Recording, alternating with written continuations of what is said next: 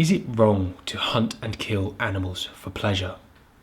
The world around us increasingly says yes, and this puts a bit of shame over the hunting community that we're constantly derided for enjoying what we do.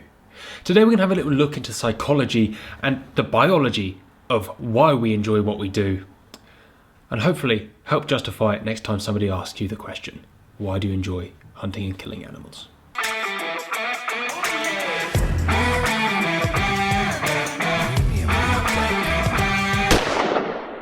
To start any journey of this sort, one needs to understand where the opposition is coming from. And a quick Google search will pretty much bring an indefinite list of pages of anti-hunting and anti-shooting people, spouting their ideas as to why hunters are all evil. So, what we're going to do is we're going to look at some of their key points and try and answer some of them. The first statement, hunting causes suffering and death. Well, the second part of that is obviously true. However, many hunters go out multiple times without actually succeeding in a kill. The suffering part, I could disagree with that very, very harshly. Purely based on the fact that we invest millions of pounds a year, companies invest millions of pounds a year trying to make kills cleaner and more effective. In fact, one could argue that a hunted animal hunted by a human leads a slightly better life with less stress in it than an animal that is reared on a farm. Alternatively, that animal hunted by a human lives a better death, or has a better death, a quicker and cleaner death with less suffering than perhaps if it was taken by another predator. Before people think I'm deriding farming, I'm a son of a farmer and my father now is actually a farm inspector. I am fully aware of the quality of life that animals have on farms now, certainly in England, is better than it ever has been. And I thank people for understanding and appreciating and buying good quality meat, because that's actually great for animal welfare. Our second point, like humans, animals also want to live, love, and they also feel pain. Well, the first part, evolutionary speaking, is true. Animals exist to live and reproduce. That's why they have succeeded in not being extinct up until now. I disagree with the second part of this statement. Anthropomorphism, the attribution of human attributes to animals or other items, is for romantics, writers, and people who haven't spent enough time around animals. Whilst animals do feel pain, which is a response to certain stimuli that's necessary to continue life, they are not emotive creatures with a conscious train of thought like humans. They do not have an internal monologue. It is purely evolutionary that they learn through pain not to do something again. Quite simply put, animals feel pain to force them to leave harmful situations. The same as dopamine release that is proven to make animals and humans happy, it is important to say that there is very little or almost zero conscious thought or effort that goes into the choices that an animal makes. It is purely about survival. To assume that an animal feels pain or feels the same emotions as a human is naive. However, our opposition feels as if humans are and animals are equal and live in equality, but that just can't be true. Those people will also say that humans are animals and we're all the same. Biologically, yes, humans are animals. We live, we breathe, we exist to survive. However, morally, we are very, very different. Animals haven't sent people to the moon, they haven't invented iPhones, they haven't done any of the things that we do consciously. We are vastly different to other animals, intellectually superior to nearly all. In fact, I find it almost offensive that somebody could think that a pigeon could love in the same way as a human. I mean, the ancient Greeks thought there were 7 types of love that a human could have, and they understood that an animal could have none of these. The only place that perhaps you could see any love bond is between an animal and its child. This is because animals produce oxytocin the same as mother, and that forces them to love that child. Again, this is evolutionary, not conscious. Essentially, what I'm saying is no species can survive if a mother does not feel a bond to her child. So you can call that love if you really want. However, we're just going to call it a motherly bond. But the word motherly love just does roll off the tongue, doesn't it? The third point, hunting and killing animals can increase your chance of being violent towards humans. My response to this, quite simply, is this. No true shooter or hunter would like to hurt animals. In fact, the respect for your quarry increases tenfold as a hunter. I can't think of many people who don't hunt who just go and sit in a field and watch deer or watch birds or go and enjoy and indulge in wildlife in the way that hunters do. I am not and never will be offending animal abuse. In fact, I love animals. I really do love animals. And anybody who is psychotic or perhaps just a sociopath who enjoys killing animals, That's not hunting. Any kind of animal killing outside of an evolutionary standpoint, as we'll get onto later, that's a no-no. The next and final statement we'll look at from the opposition is this. Hunters say hunting keeps nature in balance, but that simply isn't true. Well, this is a very subjective one, because at what point in time or what period of history would you like your nature to look like? Obviously, all nature is managed, and nobody quite has grasped that rewilding wouldn't work unless we removed a large human element. So nobody would actually get to enjoy it, so what would be the point, really? In fact, in a modern rewilding sense, there's multiple cases across the globe where rewilding quite clearly has not worked, certainly not without top-end predators. However, top-end predators would wipe out a significant amount of agricultural land, but this isn't really an argument on rewilding. There are several libraries worth of study that link conservation and hunting. Whether this is our direct influence, a hunter or hunters trying to conserve a prey quarry, or a fringe thing, other animals benefiting, ground nesting birds on game shoots would be a key point here. Even if you don't want to read, it doesn't take much. Go to a keepered bit of ground, a piece of ground that is managed for shooting, and then go to a bit of ground that is not managed for shooting, and see the biodiversity change. There are more hen harriers on grouse moors than there are on not grouse moors. Case in point. So, with anti-hunters painting a picture of us as evil, psychotic, unsympathetic humans who just want to kill animals for the sake of killing animals, it's no wonder that we feel slightly ashamed, because they do a really good job of smearing us at every turn, whether that's in mainstream media or all over the internet. We are vilified. I'm about to try and lay out the reasons why you can enjoy hunting and feel guilt-free for doing so, because it is such a natural thing. However, it is almost impossible to remove hunting for pleasure and hunting from an evolutionary standpoint apart. The reasons why we hunt apart from pleasure are absolutely vital. So, we're going to lay some of them out very, very quickly. There are 3 reasons why it is acceptable to hunt apart from the pleasure aspect. The first is for food. Feeding yourself is perfectly acceptable reason to go and hunt.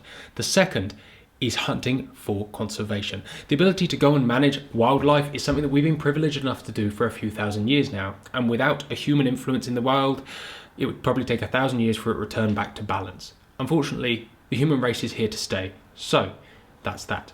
And the third is hunting to protect food. If you are protecting a crop or protecting your property from animals, that is also acceptable and a completely natural response. Okay, so why is it acceptable to hunt for pleasure? Since the dawn of time, humans have been known to be hunters.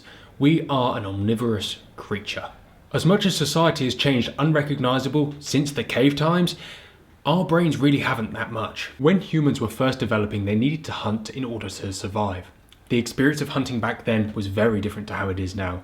More arduous, more strenuous, and significantly more dangerous. But we needed to eat, so our brain became hardwired to release dopamine whilst hunting. Dopamine is the feel-good chemical, the chemical that makes us feel good, that works for reward-motivated behaviour. So the dopamine made hunting a pleasurable experience. It was linked directly to pleasure, especially in a successful hunt where we got to eat. Alongside this, the danger element made the sympathetic nervous system kick in. A good release of adrenaline. The result of that, blood pumping, pupils dilating, heart rate increasing. Fear? No. Excitement. It is worthy of note that it's actually dopamine that causes most addiction, which is why hunting compels you to go again. That feeling of excitement, that feeling, that dopamine release is something that we base urge to go and do. It's something that is completely unavoidable. I could finish the argument here, that it's as natural for humans to hunt as it is for a cow to be skittish. We've domesticated cows for thousands of years, however they're still jumpy and don't trust us. We are now very well domesticated, however it is unavoidable biological response to enjoy hunting and killing animals. It's worth stating that if you are not a vegan and you think killing animals is cruel, you are a hypocrite. So stop doing that. Hunting is a natural thrill. It's something we are physically built for. It is something that every primitive society partakes in and actually plays a huge societal role there. It's very healthy for a human society to hunt and bond together over that ritual. In our society of privilege, many people choose to get their dopamine and adrenaline fixes in other ways. Sport, fine wine, TV, gambling, you do whatever you want. But we all came from the same swamp, and really, evolutionary speaking, not long ago we were all chasing mammoths. For those of you of a more biblical persuasion, God gave us dominion over the earth, so we were allowed to hunt animals by proxy. Bear in mind that every hunter thinks that killing for no other reason than killing is wrong. However, you have to look really hard to find a type of hunting that does not benefit ecologically, sociologically, or economically to the local environment and community. Other psychological aspects, apart from our basic evolutionary responses, can explain our enjoyment of hunting. The first is a sense of achievement.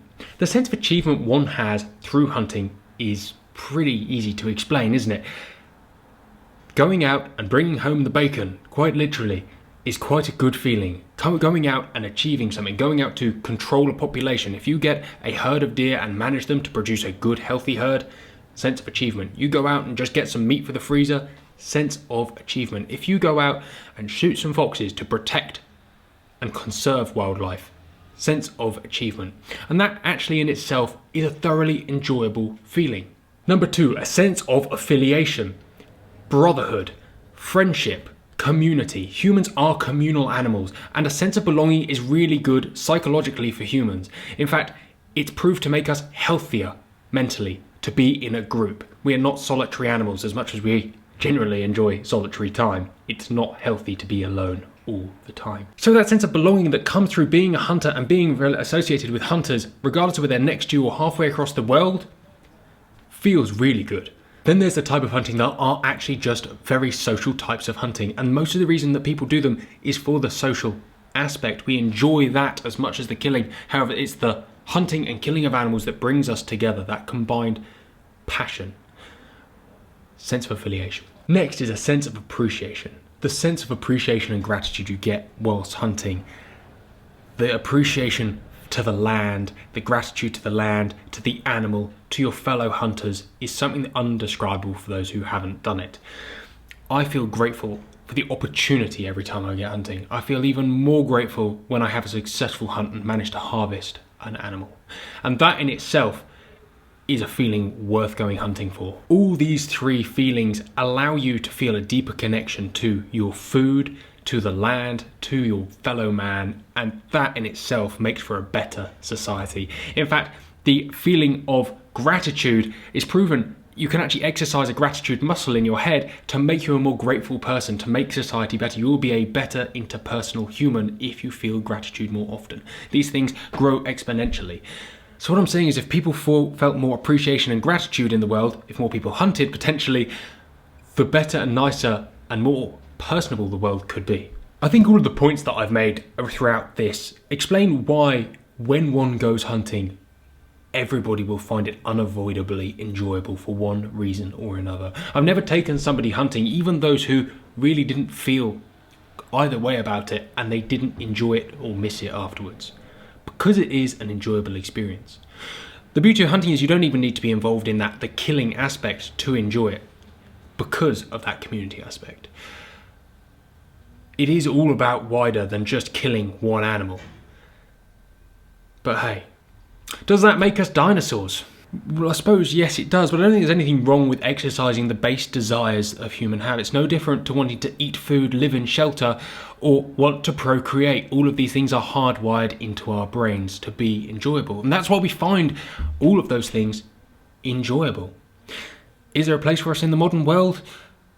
Well, I really like to think so. The world would be a lesser place without hunting. There would be less animals for it, that's for damn sure.